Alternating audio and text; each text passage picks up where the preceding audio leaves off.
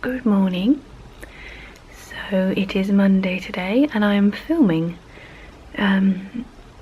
mainly because I'm launching a self-initiated project this week and I just kind of wanted to document how it plays out really. I'm feeling in a very positive mood for a Monday. I don't know, just doing my own thing creatively for the first time in a long time has really boosted my mood and made me really excited.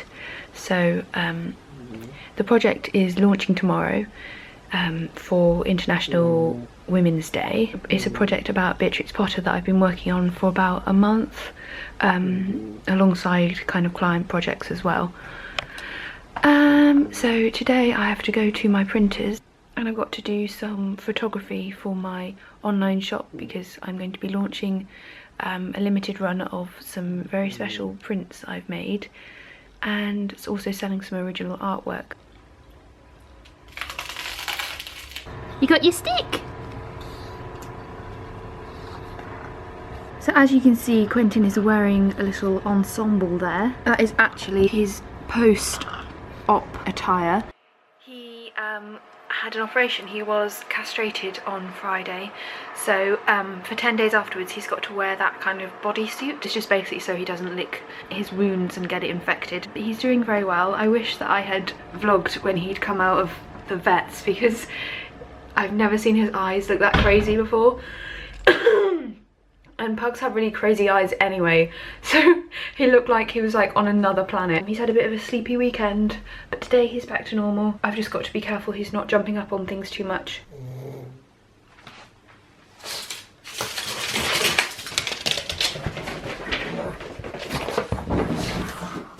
Get down. No!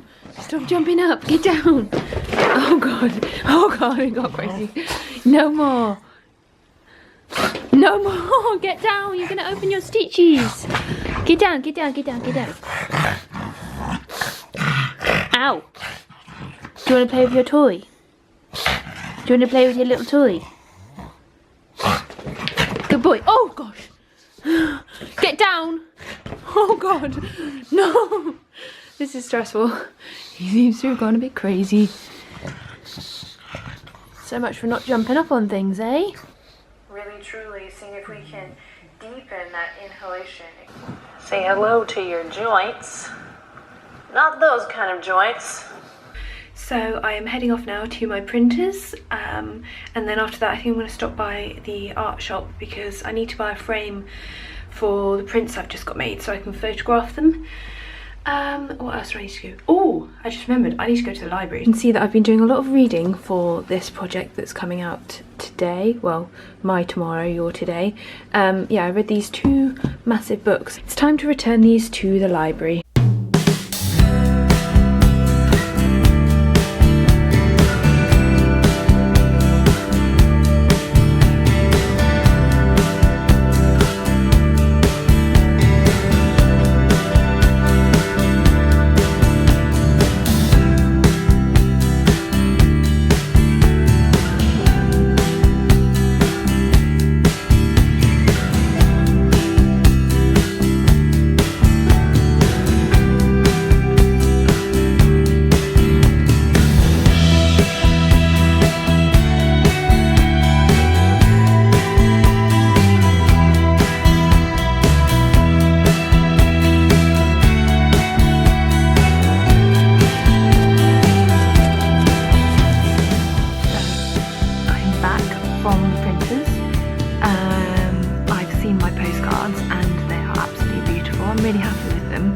So you will have seen them as well.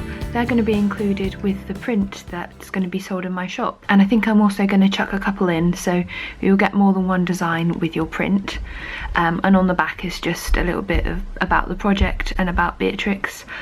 So I've still got quite a lot I need to do today. I've just spent an hour or so on my laptop just talking with a few clients. I've got a few things I had to chase up and giving a few quotes for some hopefully upcoming projects.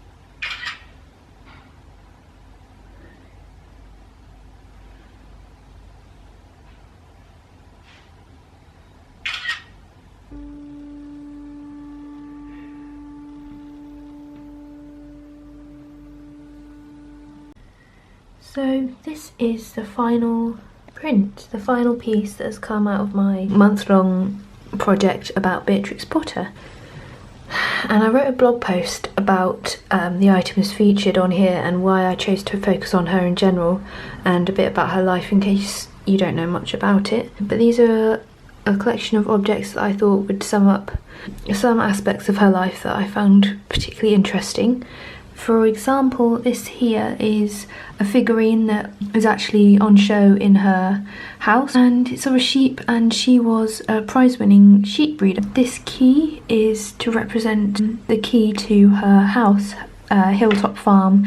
She was a very proud homeowner and landowner, and she bought a house off her own earnings from her books, which was kind of a very unusual thing for a lady to do at that time. The mushrooms are to signify her interest in mycology. She studied fungi a lot and drew them a lot, and she even wrote kind of scientific papers about them, but because she was a woman she wasn't given much credit for it, although her drawings are still looked at today as being very scientifically accurate. The microscope again is a nod to her more scientific side. She used to dissect mushrooms and other plants and look at them under the microscope to study them. This teacup is also part of the Hilltop collection. This is a bird cage that features in one of her books, The Tale of Two Bad Mice. And there's an inkwell and an ink nib, because that's what she's famous for doing her illustrations in, as well as watercolour. There's a bird skull there. She was known for carrying bird skulls and various animal skeletons around with her to study and draw. And then down here we have some more Doll's House figurines, some Doll's House food. These pairs especially feature in her books, but I just wanted to include them because they show a more kind of the more imaginative side to her personality. This little lobster is a particular favourite of mine. Please excuse my late night top knot crazy hair, and also Quentin snoring very heavily in the background. But I'm just in the middle of photographing all of the work that I've done, and soon it will be uploaded onto my online shop, ready for the launch tomorrow. But I just wanted to sit down and quickly talk about the project a little bit more and explain my reasons behind it and a little bit more about it, so you can understand what it means to me, basically. So I've been working for the past month on a personal project, and I've wanted to do work purely for myself for probably about 2 years now, but I've been too busy working for clients, and I'm really grateful for the work that I get from them because it pays my bills and things like that. But I have noticed that I've been becoming much less enthusiastic about my work lately, so I thought by doing a personal project and doing something completely for me that it would make me more enthusiastic again, and I think it really has. I've been really excited to come to the end of this project and for tomorrow to come, so for you all to see what I've been up to. So Women Who Own It is going to be an ongoing project about inspirational women throughout history and trying to say a little bit about their lives through the personal possessions they may have surrounded themselves with during their lifetime. Because I do think, and I've always thought, personal possessions say a lot about you. Everyone likes to look around each other's houses and see what objects they've got on display or how they've put different items together in their house. So I wanted to do that in painting form, really.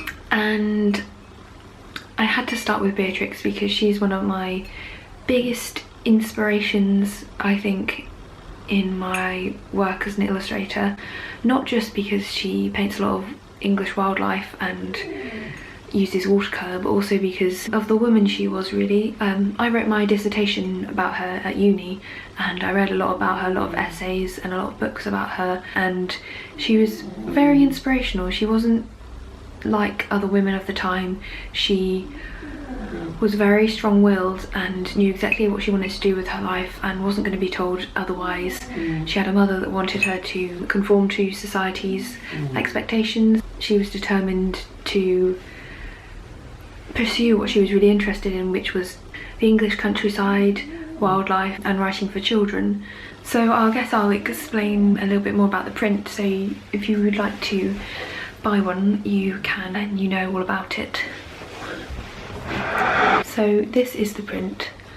It is A3 in size. It's very well reproduced. This is a Gleeky, I don't actually know how you say it. Is it Gleeky?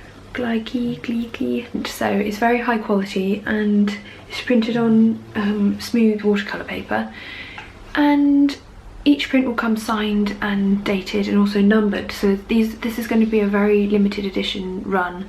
There's only going to be 20 of them. The idea is that they're very special things basically, and so if you'd like to order one of these prints you will also get a couple of these postcards that I've had made, and I've got 3 different designs. There's this design, there's also this design as well,